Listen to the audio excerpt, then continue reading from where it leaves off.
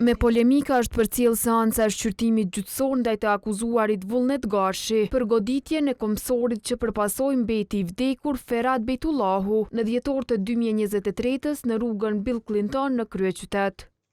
Në seancë ishte i pranishëm eksperti i komunikacionit Ahmet Maxhuni, i cili para trupit gjykues e dha ekspertizën e tij për kohën kur ndodhi aksidenti. Në momentin kohës kur ka ndodhur aksidenti, e ka pasur të konfiskuar patent shoferin.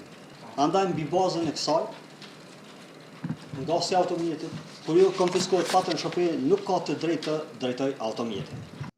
Por Maxhuni u kritikua nga mbrojtja e të akuzuarit për përmbajtjen e ekspertizës. Okej, unë ju mor me saru,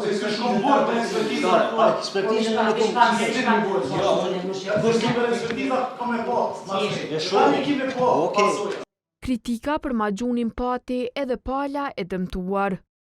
Për ekspertin, videoinqizime, sa i posedon, sa ki videoinqizime, mu më shtregu vishnja mas momentit goditjes, ku zhos shijet në bleshte.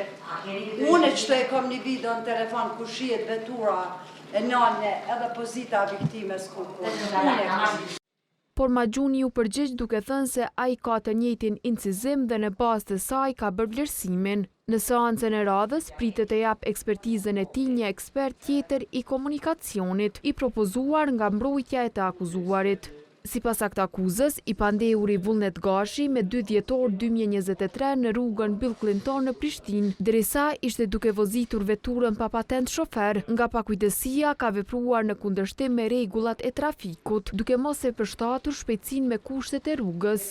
Në aktakuzë thuhet po ashtu se tashmë viktima u godit nga vetura, teksa po e kalonte rrugën njartë vendkalimit të komsorëve.